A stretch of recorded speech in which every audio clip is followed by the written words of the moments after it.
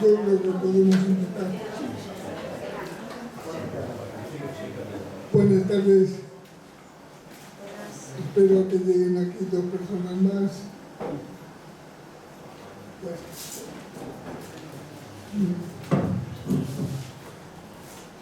Pues nos acompañan esta tarde en la mesa que vamos a presentar en primer lugar a una Marta de Chávez, que es investigadora y escritora, programadora cultural con experiencia en la memoria del franquismo y que va a hablar de las fosas comunes como fenómeno vivo que generan duelos, rumores y memoria a través de generaciones. Después, un servidor que es el periodista y de aquí del Arenal, y me acompaña Miguel Salgado, también del Arenal, y el sazón juez de paz municipal, que vamos a hablar un poco de nuestra propia memoria del pueblo sobre los fallecidos a consecuencia de heridas por arma de guerra, como lo dice el registro, o sea, fusilados entre el periodo del 36 y el 39, y de la fosa que hay aquí cerca en el Alto de la Mesa. A continuación va a hablar Diego Blázquez, que es director general de Memoria Democrática, que va a hablar sobre políticas de memoria de políticas públicas de memoria democrática y seguramente sobre la nueva ley de memoria democrática que acaba de aprobar el Congreso hace unos días. Entonces, pues sin más, para poder tener luego al final un pequeño coloquio con preguntas sobre los temas que ya hemos hablado, pues le paso ya la palabra a Marta para que empiece.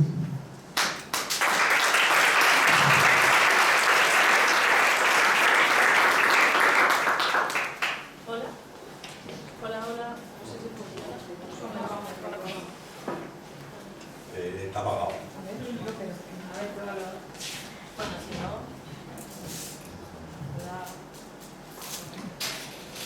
Si no tiro sin micro. No, esto te ayuda mucho, te da voz cuando no la tienes.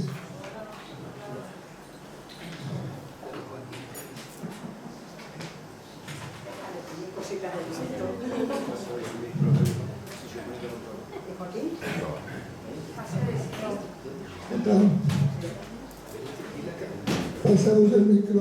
A ver. Bueno, o si no, yo creo que sí que tiene la palabra. No sé si quieres que me pasas o... O sí, yo creo que sí, que mejor.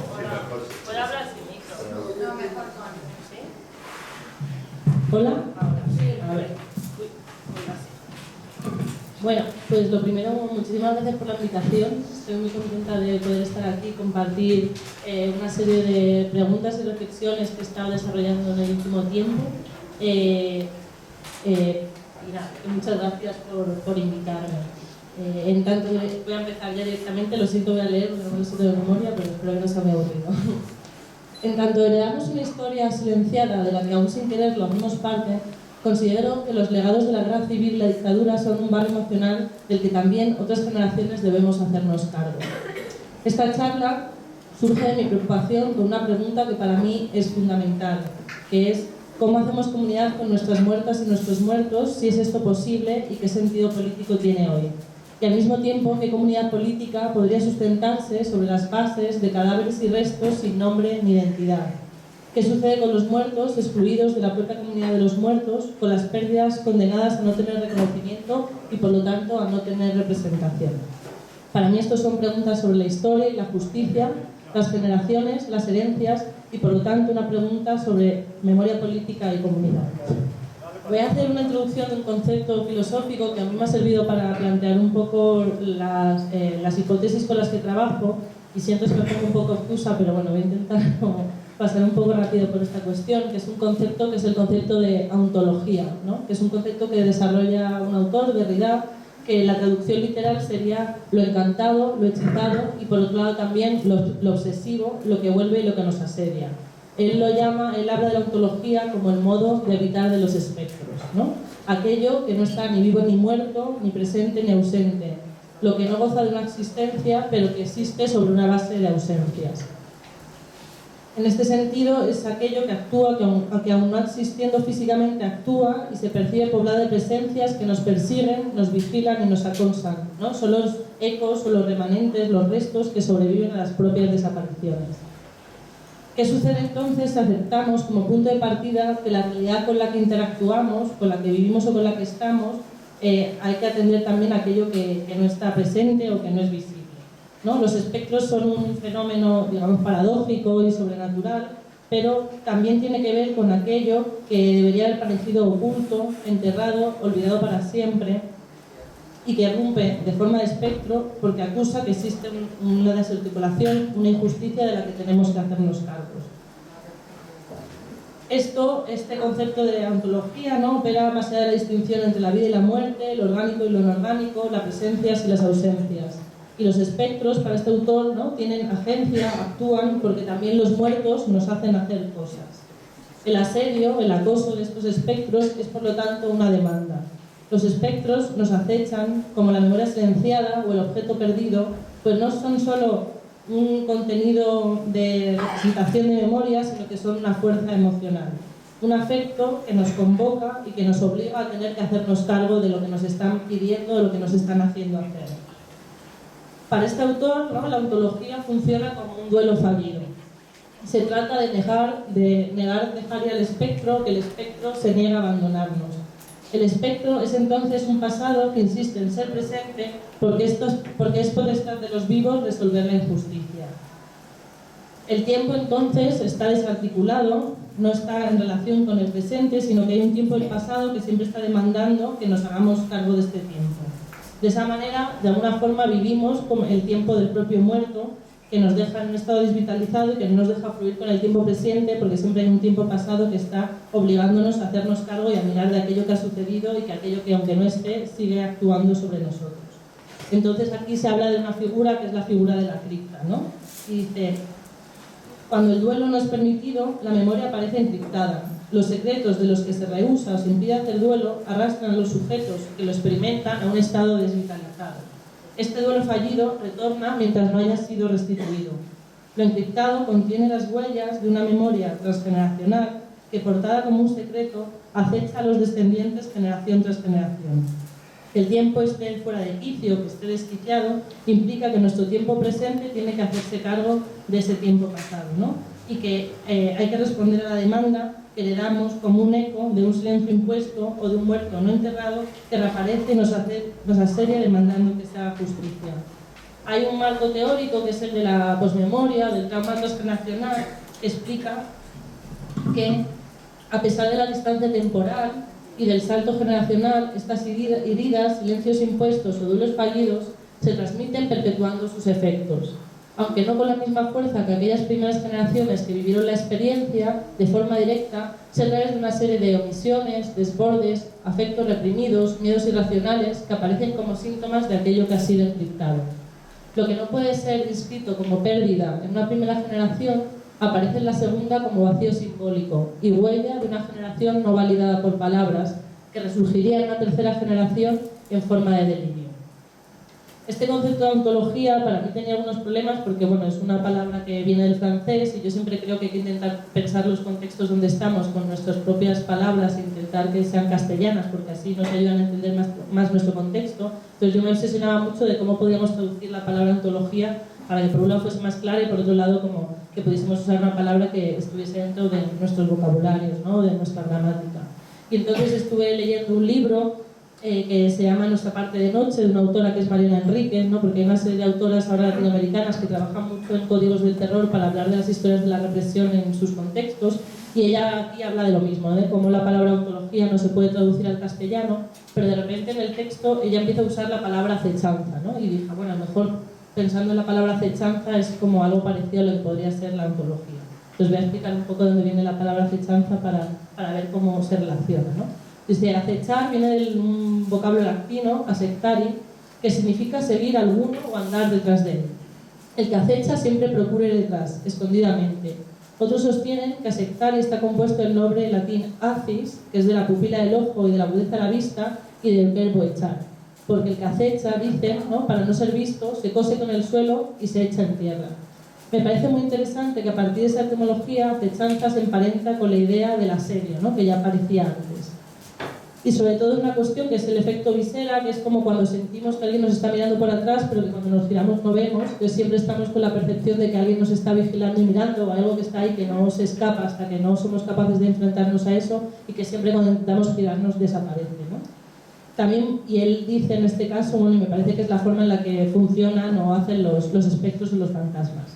Por otro lado, también a veces se confunde acechanza con asechanza, ¿no?, con S, y en este caso asechanza se refiere a hacer asechanzas, que es hacer artificios, engaños, maleficios, ¿no? Y aquí entonces aparecería esta idea de encantamiento o de engaño, ¿no?, que también venía referido a la palabra ontología, ¿no? Entonces me parece interesante como de estas dos traducciones podemos ver que significa casi lo mismo. Por un lado esta cuestión de sentimos que alguien nos vigila por atrás y no podemos, y por otro lado hay una especie de realidad fantasmagórica o mágica, paranormal, que es con la que nos relacionamos.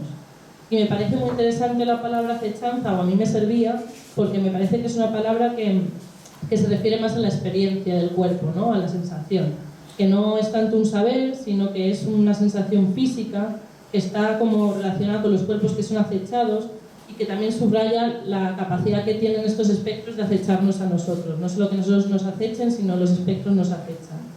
Entonces también me parece que usar el plural de acechanza sirve para entender que siempre la memoria no se da en términos individuales, sino que son en términos colectivos, ¿no? Y por eso usamos el plural de las acechanzas, que creo que es algo muy importante, de que uno no busca solo a su muerto, sino que se busca a los muertos para hacer justicia a una comunidad. Entonces, la pregunta sería, ¿qué legados nos acechan? ¿Qué es eso que es lo que siento que nos acecha a nosotros y que yo, aunque formando parte de otra generación, siento que aún como me veo afectada por estos espectros, ¿no? Y hay una serie de autores que hablan que en el caso del contexto español y de la historia de la represión y la violencia del siglo XX, uno de los grandes traumas que hay es la ausencia de un marco de memoria, ¿no? No solo la violencia que se ejerció sobre esos cuerpos, sino la imposibilidad de hablar o de poner un espacio público a estas muertes, o de poder como hacer reparación, justicia y conmemoraciones. Entonces, digamos que eso que nos acecha, aparte de los muertos que no están enterrados, son el silencio al que se ha estado obligado generación tras generación, ¿no? Este silencio impuesto y la imposibilidad de habilitar un lugar desde donde hacer un ejercicio de memoria colectivo que permita de alguna manera restituir los duelos no resueltos es lo que es eminentemente traumático. Y por ese motivo, en tanto ausencias de marco de memoria sigue operando, una generación como la mía sigue siendo acechada y afectada por un pasado que, aunque no vivió, se reactualiza y persiste interpelándonos. Lo silenciado cobra en nuestro legado acechante una dimensión clave. Como un zumbido, es una persistencia que opera como una imagen de terror, ¿no? Un ente monstruoso que tiene vida propia y que persigue y corroe y devora todo lo que toca. Lo silenciado como una suerte de vibración hueca que tiene un espesor que nos hace enloquecer. El zumbido es lo que asedia, ¿no?, lo que te toca el hombro para desaparecer cuando uno al girarse trata de capturar con la mirada esa presencia que te mira sin que tú puedas mirarle. Este monstruo es una memoria encriptada, rebosante de secretos de los que se prohíbe hacer un duelo. Es ante esta ausencia de marco de memoria, esa imposibilidad de elaborar un relato, lo que me hizo preguntarme si es que a través de otro tipo de relatos o de imaginarios habían a lo mejor circulado historias en torno a la represión y la violencia política en nuestro territorio. Y aquí quiero hablar de una autora argentina que ha trabajado, es hija de desaparecidos también, y que trabajaba en un centro de detención, actualmente trabaja en un antiguo centro de detención que era un lugar de memoria, ¿no? Y ella lo que le pasaba es que la gente se le acercaba y le empezaba a contar muchas historias de fantasmas relacionadas con cosas que habían sucedido allí. Entonces ella es antropóloga y lo que empieza es a pensar cómo estas historias de fantasmas permiten hablar de lo que ha sucedido y de la represión, pero de una manera indirecta, ¿no? Y a mí me interesa mucho cuando pensamos que hay un contexto donde no se puede hablar, que a lo mejor son los rumores o las supersticiones o las leyendas asociadas a sitios, lo que de alguna manera señala historias de represión o lugares donde han sucedido cosas, ¿no? Y entonces esta investigación se ha repetido en muchos contextos. También en Chile hay diferentes investigaciones sobre lugares de tortura donde a través de las historias de fantasmas han podido reconstruir eventos de represión y de tortura. Entonces ella habla de que cuando no nos posibilita elaborar un relato, cuando no existen las condiciones para hablar, Los relatos de fantasmas operan como una fuerza de memoria colectiva emocional. Lo incomprensible, lo silenciado, aquello que no se encuentra en el espacio de enunciación necesario para la transmisión de las memorias, encontrará en las historias de fantasmas una forma de ser dicho, escuchado y transmitido. Es en el dicen que circula de boca en boca que contribuye a la persistencia de estos legados.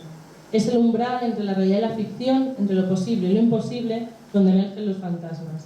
Pero es también el umbral donde aparece lo que debe ser hecho ante la injusticia. La figura del fantasma, situado entre este medias, debe ser exorcizado, pero no para ser ahuyentado, sino para vivir con él o darle el derecho a la memoria y a la reparación.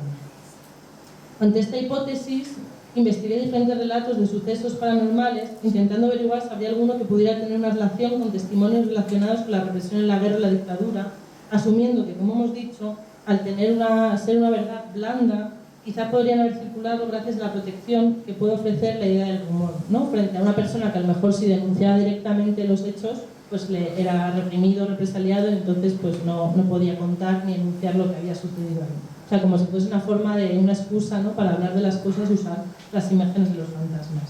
Y bueno, quiero intentar explicitar que esta hipótesis se plantea desde el máximo respeto y desde una preocupación política, ¿no?, que es más bien que ante lo traumático de lo silenciado y la imposibilidad de recordar los seres queridos perdidos en circunstancias represivas, que hay un exceso o algo que no se pueda asimilar, una incapacidad incluso del lenguaje para expresar ese dolor, y que a lo mejor es a través de estos imaginarios que podemos encontrar rastros, ¿no?, de estas memorias que han sido silenciadas. Y entonces quería como simplemente coger un caso de estudio, un relato, donde hay una historia relacionada con fantasmas y con las fosas comunes, para ver cómo en este caso pues esta historia de fantasmas ha permitido de alguna forma identificar el lugar de unas fosas, ¿no? Como hemos dicho, este relato que voy a contar está relacionado con las fosas comunes, y me parece interesante aquí hablar de un concepto que trae un antropólogo que se llama Ferrandiz, que también ha trabajado bastante como en el contexto de la nueva ley de memoria histórica, que él habla de subtierros, ¿no? Y que los subtierros son como un tipo de éxodo bajo tierra, una forma de extrema de exilio interior, una relación con una experiencia de muerte violenta en el contexto de una política de exterminio del adversario, y el paso sucesivo de regímenes del olvido social sobre el conjunto de cadáveres que fueron sembrados de manera ejemplarizante por toda la península en fosas comunes. Creo que es en este caso de las fosas, ¿no?, donde la idea de la acechanza funciona muy claramente, en tanto que son esos cuerpos torturados, fusilados, amontonados, enterrados como perros, los que fueron excluidos de la comunidad de muertos, los que no se les permite hacer un duelo, ni una sepultura, ni una identidad, lo que nos acechan pidiendo que se haga justicia. Son estos lugares entonces de muerte y de violencia los que tumban y nos persiguen, ¿no?, exigiéndonos un requerimiento político.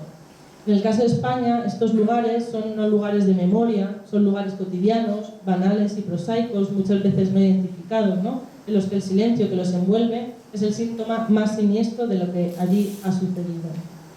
Como se sabe, ¿no?, frente a las exhumaciones y los honores que sí caracterizaron las celebraciones funerarias, mausoleos y conmemoración por los caídos del bando nacional, la prohibición explícita de trasladar a los muertos de los vencidos a un lugar digno de enterrarlos y de celebrar cualquier ritual de duelo en su memoria respondía a una campaña de silenciamiento y desmemorización de las víctimas causadas por ellos mismos. Tras las fronteras de lo político se sitúan las cunetas, las fosas, los desiertos y los pozos, los lugares no identificables ni localizables para ir a llorar. Se trata de un abandono selectivo que prolonga la vida útil del miedo, ¿no?, y hace que haya un cortocircuito de control familiar, social y político y simbólico de los muertos y los duelos. También responde a una estrategia terapéutica para extinguir el sentimiento de culpa de los propios perpetradores. Y una política de memoria sectaria y obsesiva destinada a rendir tributo exclusivamente a sus propios muertos. Para mí estos son los pilares, ¿no?, de una cultura de la impunidad que sentaría las bases de la amnistía de la década de los 70 y que clausuraría la posibilidad de juicios y reparación.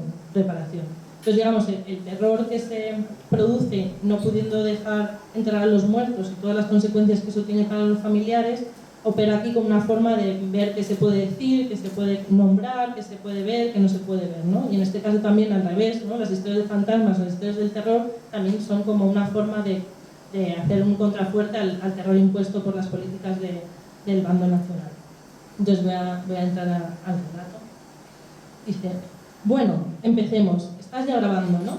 Sí, me preguntabas que cómo se sabía en el pueblo dónde estaban las fosas, ¿no? que te sorprendía que había varios testimonios que, sin ser familiares directos de los enterrados, os indicaron claramente varios lugares. Bueno, la historia es que en el pueblo había una niña. Ella era la más pequeña de una familia muy pobre y cuando murió su madre hubo algo que cambió dentro de ella. Lo sé porque yo era su maestro y de joven iba a la escuela y su padre le mandó a pastorear. Y aunque entonces no tenía más de 7 años en el pueblo, ya la tomaban por maldecida. También por ser hija de quien era, ¿sabes? Y bueno, cuando pasó lo que pasó, ¿qué fue lo que pasó? Pues eso es lo que te estoy intentando contar. No creas que me estoy yendo por los cerros de Úbeda. Entonces, cuando las tropas nacionales tomaron el pueblo, ella ya empezó a hacer cosas raras. La veías hablando sola, parándose delante del cuartel y de la casa del herrero, mirando las paredes muy fijamente. Podías pasar a su lado y saludarla y que ni se inmutase. Había un aire raro a su alrededor cuando fijaba los ojos de esa manera tan suya, como poseída. Mira que te digo que yo nunca creí en esas cosas. A mí siempre me había parecido una niña de lo más normal. Con todo lo que su familia había tenido que pasar, pues pensaba eso, que se había quedado algo alelada de tanto disgusto. Pero bueno, la cosa es que, oye, seguro que esto no se lo vas a decir a nadie, ¿no? No vas a decir que he sido yo quien te lo ha contado, que no quiero líos. Vale. En fin, que un día le dijo al cura que el pueblo estaba rodeado de muertos. Ella los veía, que se le venía encima esa enorme oscuridad llena de huesos, muchos huesos, como un río negro lleno de huesos sobre su cabeza y el zumbido, que no paraba, que él tenía que hacer algo. Al día siguiente creo que fue cuando desaparecieron a su padre. Y claro, ella volvió al cura y le dijo que sabía dónde estaba su padre, pero que sola no podía traerle, que pesaba mucho, que tenía que ir con ella, que además ahí había más muertos, que ella lo sentía, que estaban ahí nada más terminar el pueblo. Y yo esto lo sé porque el cura, de tan asustado que estaba, una noche se le fue la lengua a la taberna. Ahí fue que nos enteramos, y al principio, bueno, casi nadie le creía, pero entonces empezaron a pasar en el pueblo cosas aún más extrañas. Algunas familias, a escondidas, empezaron a acercarse a la casa de la niña para preguntarle dónde estaban sus muertos, y ella siempre acertaba, hasta que, claro, el cura se enteró y avisó a la Guardia Civil, y entonces fusilaron en la plaza del pueblo a todos los vecinos que habían ido a consultar a la niña. Y ahí ya todos se acojonaron, y ni niña, ni muertos, ni nada. Un silencio de esos asfixiantes llenó todo. Recuerdo la historia y se me ponen los pelos de punta, ¿ves? Y después del fusilamiento todo se enrevesó más y más. Pues no sé, yo no sé cómo la niña podía saber dónde tiraban todos los cadáveres. Además que estaban por ahí desperdigados, no creas tú. Dicen que cuando le preguntabas, te miraba muy fijamente y te hablaba cosas, lo que tus muertos te querían decir. Porque claro, ni se habían podido despedir ni nada. Yo lo sé porque me lo contaron. No, yo no lo viví. Pero eso sí, volvamos por donde íbamos. Pues fíjate, después de todo, ella que parecía no tener miedo a nadie ni nada, desapareció en el cuartel. Y se quedó ahí como pasmada horas y horas, mirando muy fijamente la puerta. Y cuando alguien le abrió para preguntarle qué quería, ella solo dijo que los muertos siempre regresan, que se lo habían dicho, que daba igual que nos matases a todos, siempre os perseguirán, o algo así. Y ahí el coronel Castillo, que era quien estaba al mando cuando aún estábamos en la guerra, no pudo más y encerró a la niña. En el fondo eran todos muy creyentes y yo creo que la tenían miedo de verdad. Y pues nada, a los días volvió a aparecer la niña y resulta que le habían sacado un ojo. ¡Qué brutos, ya ves tú! Le habían quitado el ojo para que no viera los muertos, porque decían que así había que hacer con las médiums, que sin su ojo derecho no podían ver. Y al final lo peor de todo es que un día llegó una ambulancia y se la llevó. ¿De dónde la llevaron? Pues muchos años después, pero muchos, porque recuerdo que era cuando estaban haciendo la autopista, un día el cura se me arrepintió y me contó todo esto. No veas cómo lloraba. Decía que todo este tiempo le habían perseguido los muertos y la mirada de la niña. Y sí, eso, el cura me confesó que él sabía dónde estaba la niña. La habían llevado a un psiquiátrico en Asturias o por ahí, bien lejos para que no supiera volver. Pero como era tan pequeña, cuando se la llevaron, el cura tenía la esperanza que con el tiempo no recordaría nada y que ahí acabaría todo. Yo creo que el cura sí fue a visitarla alguna vez, aunque nunca me lo dijo. Pero le torcía la culpa y se le notaba. Nunca volvió a ser el mismo. No sé, yo ya te he dicho que no creo mucho en estas cosas, pero es verdad que pienso en la niña de vez en cuando. ¿Tú crees que aún seguirá viva? Bueno, y en este relato, ¿no?, que me parece un ejemplo de lo que podemos sacar algunas conclusiones sobre cómo, de alguna manera, esta historia de fantasmas señalaba las historias de represión que habían sucedido en ese pueblo, ¿no?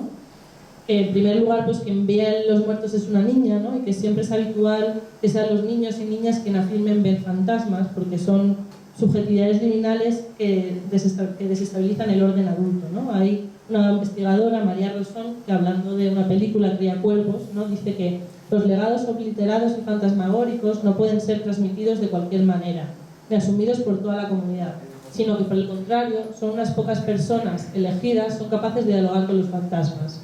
Es en la infancia que somos capaces de dar cuenta de ese lapso intermedio propio de la memoria, al tener un sentido del paso del tiempo bien distinto al de los adultos. En ellos se hace patente la imposibilidad de coherencia o linealidad del transcurso de la vida, situando por contraste la simultaneidad y la multiplicidad como formas privilegiadas de experiencia temporal. Por otro lado, también me parece interesante esta idea de que la niña hereda algo de la madre, ¿no? Y que hay un linaje también matriarcal o femenino en esta cuestión de la capacidad o la posibilidad de tener relación con los espectros. Y también, como contaba, como esta historia de alguna forma lo que es una manera indirecta de indicar un lugar de muerte y de subtierro, ¿no? Que también está encontrado en otro tipo de testimonios y localizaciones de fosas, que no digo que es habitual, pero en ocasiones sí que surgen relatos que tienen que ver con lugares prohibidos o asociados a algo amenazante o directamente con apariciones o remanentes espectrales. Aunque la comunidad no diga directamente qué pasó ahí, la comunidad sabe de alguna manera cuáles son esos lugares asociados a muerte y a subtierro. Como indicábamos, el relato de terror de fantasmas permite seguir manteniendo de una manera indirecta pero emocional la memoria de lo que sucedió en ese lugar y se transmite a las siguientes generaciones bajo esta tipología de relato, siendo los nietos, por ejemplo, los que, sin ya conocer lo que sucedió de verdad en esos sitios, se identifican esos lugares como espacios con energías extrañas o asociados a leyendas o historias misteriosas de la zona. En este caso, se trata de lugares donde el sufrimiento ha tenido lugar, pero sobre todo donde lo imposible ha tenido lugar, donde cientos de cuerpos han sido sepultados por fuera de los cánones establecidos culturalmente. Estas historias de espectros impiden la desaparición completa de los lugares, en tanto que a través de ellos la memoria del horror vinculada a dichos espacios se expresa públicamente. Por último, otro punto que me parece interesante es qué le pasa a la niña, ¿no? Después de que denuncie en el cuartel la aparición de los muertos, ¿no? Y habla un poco de cómo en un momento determinado, cuando a principios del siglo XX los médiums era algo que estudiaban científicos y médicos, luego en un momento determinado empieza ya a convertirse en algo de casos de enfermedades mentales, ¿no? Y aquí hay también como todo un dato muy interesante que tiene que ver con todos los casos de personas psiquiatrizadas que hubo después de la guerra, ¿no? Que no se las identificaba como que fuesen estrés postraumático por la guerra, por haber vivido violencia, sino que se le daban otro tipo de diagnósticos. Entonces creo que en estos procesos, ¿no? De también meter a las personas en psiquiátricos sin reconocer que era la violencia de la guerra o del trauma de la pérdida lo que había producido esa locura, pues es otra forma también de silenciar a personas que habían vivido de alguna manera estas situaciones traumáticas. Y volviendo un poco a la pregunta al principio, entonces, ¿qué sucede con los muertos excluidos de la propia comunidad de los muertos? ¿Cómo, como vivos, nos podemos hacer cargo de estos legados que nos acechan?